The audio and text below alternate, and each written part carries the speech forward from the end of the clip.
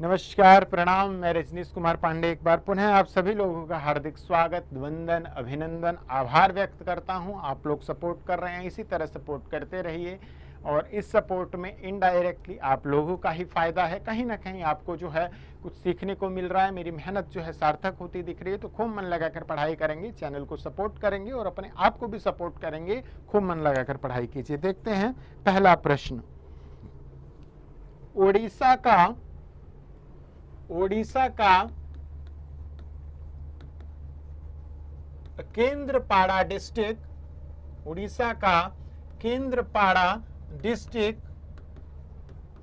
उड़ीसा का केंद्रपाड़ा डिस्ट्रिक्ट चर्चा में है। किस लिए वो चर्चा में है? रसबली स्वीट्स के लिए। तो रसबली जो स्वीट्स के लिए फेमस है, कौन? उड़ीसा का केंद्रपाड़ा डिस्ट्रिक्ट। ठीक है। इसके अलावा वाराणसी चर्चा में क्यों है? वाराणसी चर्चा में इसलिए है क्योंकि फर्स्ट इंटरनेशनल काइट फेस्टिवल, पहला अंतरराष्ट्रीय पतंग महोत्सव का आयोजन वाराणसी में होने जा रहा है। कब? मकर संक्रांति के अवसर पर। मकर संक्रांति के अवसर पर, जो कि अप्रोक्स 14 जनवरी के आसपास जो है आयोजित किया जाता है। ठीक है। तो वाराणसी भी इंपॉर्टेंट रखेंगे। भारतीय प्रधानमंत्री, हमारे प्रधानमंत्री नरेंद्र मोदी जी का संसदीय क्षेत्र है ना। और महादेव की नगरी है बनारस, उसकी तो महिमा ही निराली है। भारत का प्राचीनतम शहरों में से एक, शुरू से ही बनारस जो है कंजस्टेड रहा है, क्योंकि बनारस जो है वो इतिहास के पॉइंट ऑफ व्यू से देखा जाए तो बहुत धनी, बहुत समृद्ध है। और बहुत सारे जो है ऐतिहासिक अभिलेख बनारस के बारे में मिले हैं, चाहे वो सारनाथ हो। ठीक है। तो ये सारी चीजें हम लोगों को पढ़ना है। और जो है मतलब जो है काव्य ग्रंथों के अनुसार महादेव जो है वो भगवान शिव जी के त्रिशूल की नोक पर बसा हुआ शहर है। ठीक है। बहुत ही मतलब मनोरम दृश्य होता है वहां की आरती का। तो बनारस भी हम लोगों को याद रखना है। अगला प्रश्न देखते हैं।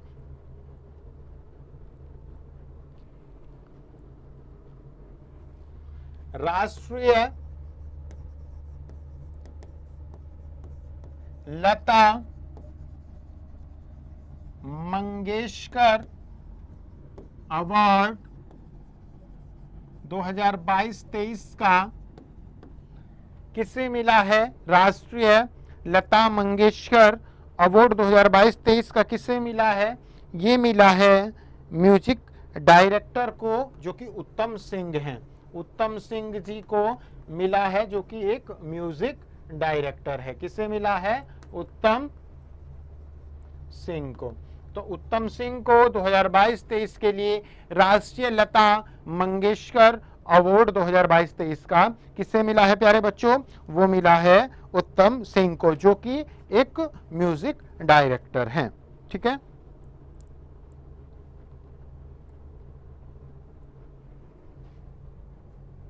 भारत का राष्ट्रीय पुष्प है ना, national flower of India, lotus यानी कमल।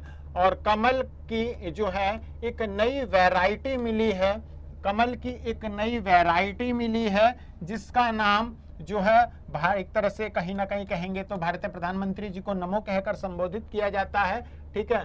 तो जो अभी आपने रैपिड ट्रेन का देखा होगा, उसमें भी सुना होगा नमो का। तो लोटस न्यू वैरायटी नमो 108 नाम से उसका जो है अनावरण किया गया। किसने किया गया? डॉक्टर जितेंद्र सिंह, जो कि यूनियन मिनिस्टर हैं। डॉक्टर जितेंद्र सिंह, जो कि यूनियन मिनिस्टर हैं, उन्होंने भारत यह पुष्प जो कमल की नई वैरायटी है नमो 108 उसका अनावरण किया। कहीं ना कहीं जो बीजेपी का, जो भारत की एक तरह से सबसे बड़ी पार्टी है और वर्तमान में जो रूलिंग पार्टी है, ठीक है, उसका एक प्रतीक चिन्ह भी कमल ही है। तो नमो 108 उसका नाम दिया गया है।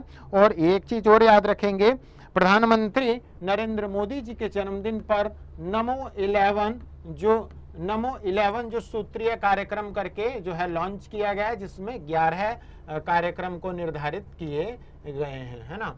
इसके अलावा जो प्रधानमंत्री गरीब कल्याण अन्न योजना है, उसकी जो अवधि है उसको भी जो है 5 वर्ष के लिए बढ़ा दिया गया है। और कहीं ना कहीं कोरोना जैसी महामारी से लेकर अब तक कहीं ना कहीं मिडिल फैमिली से लेकर मतलब नीचे तबके तक के लोगों के लिए कहीं ना कहीं इसने बहुत जो है एक मील का पत्थर साबित हुआ, उनकी जो है बहुत हेल्प हुई है। राशन के पॉइंट ऑफ व्यू से राशन की चिंता जो है कहीं ना कहीं समाप्त हो गई।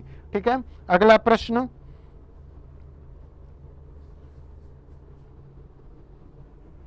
प्रधानमंत्री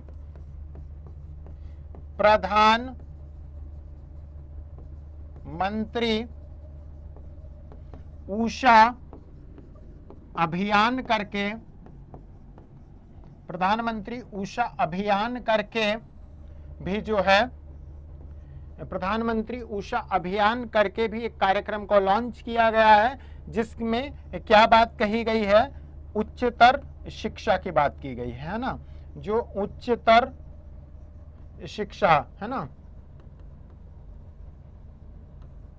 की बात की गई है, किसमें, प्रधानमंत्री ऊषा अभियान के तहत। ठीक है,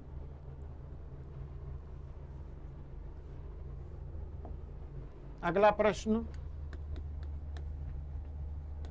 मुख्यमंत्री सशक्त बहना उत्सव योजना, ये प्रश्न इंपॉर्टेंट है।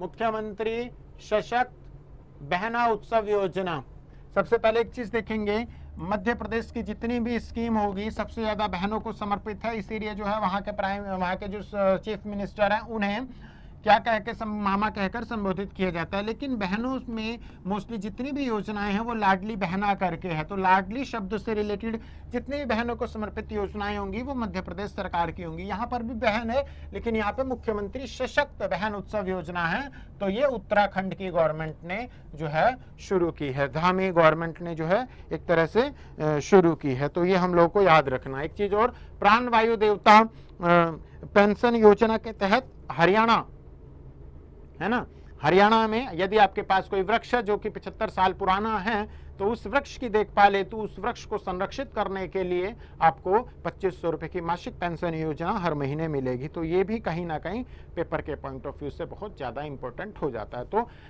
आज के लिए इतना ही, लगे रहें, मेहनत करते रहें, सफलता जरूर मिलेगी। कल पुनः मुलाकात होगी, तब तक के लिए नमस्कार, जय हिंद, जय भारत।